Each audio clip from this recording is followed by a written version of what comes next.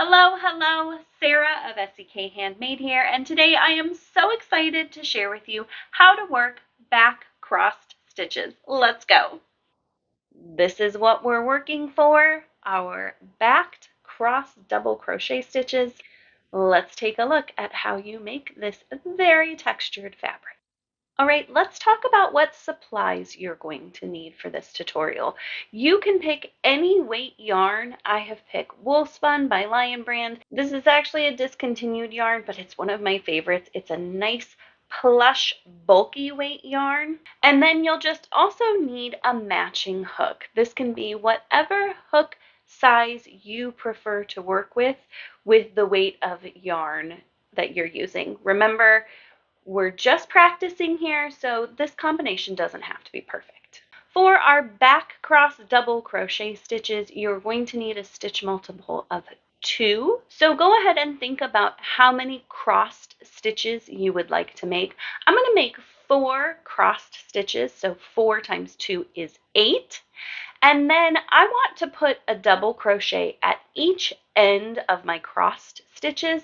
This is a personal preference that I think really helps to hold the structure of the fabric nicely. So 8 plus 2 is 10. And then I'm going to need 2 turning chains to make sure that I have some turning chains.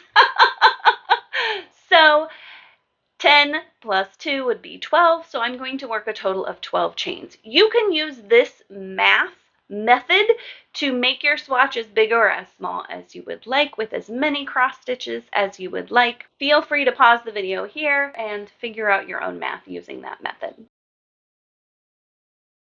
I'm going to start with a slip knot, and then I'm going to go ahead and work my 12 chains.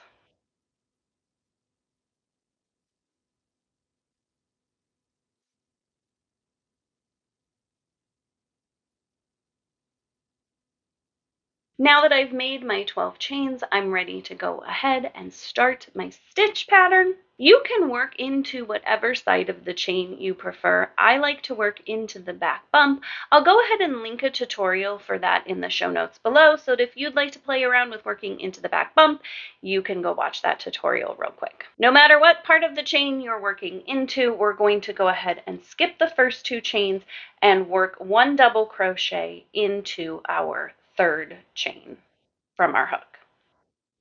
Now we're ready to start our back crossed stitches. So what we're going to do is we're going to skip 1 chain and we're going to work a double crochet in the next chain.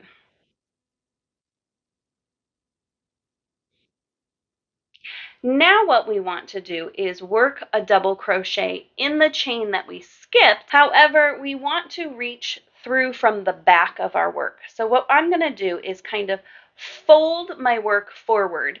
Here's the chain that I'm going to be working into, and I'm just going to reach through from front to back of that chain. My other double crochet that I worked previously is folded forward. You can see none of my yarn is wrapped around that one. We want to leave that one separate from the one we're making right now. So we're going to pull up a loop and work our double crochet completely behind the double crochet we made previously. So this is our first double crochet. Our second double crochet is hanging out behind it. Hence the name crossed behind. I'm going to do the same for this next one. I'm going to skip a chain, work into the next chain, and simply work a double crochet. Then I'm going to lean my work forward, find that chain that I skipped, yarn over, get my hook into the chain where I want it, pull up a loop, and work my double crochet completely behind my previous double crochet. Again, I'm going to skip one, work into the next chain, work my double crochet, fold the fabric kind of over and around, find my chain to work into, and work a double crochet there. I have 1 more to do because I said I was going to do 4 cross stitches, and I have 1, 2, 3. So 1 last one to do. Skip that chain, work into this chain, work my double crochet, fold my work forward, find that chain that I skipped over, insert my hook, and work that last double crochet completely behind the one I previously made. Now I have one chain left, and that's because I said I want to anchor my work with a double crochet at the end. With these kind of crossed stitches, I really think it gives the edge just a nice smooth look to have just a single stitch at each end. All right, we're ready to work our next row. So we're going to chain 2 because we're working with double crochets. We're going to turn our work. I'm going to work a double crochet into the first stitch. That's not part of any of our cross stitches. Remember, that's just our anchoring stitch. And now we're going to work into the tops of our stitches just like we normally would. Trust me, this row is so much easier than working into our chain. So I'm going to skip one stitch, work into the next one, and work a double crochet. Then I'm going to fold this forward, and I'm looking for that stitch I skipped. I'm going to make sure I've got my yarn over so I can work a double crochet, and I'm going to insert my hook just front to back through that previous stitch and work my double crochet.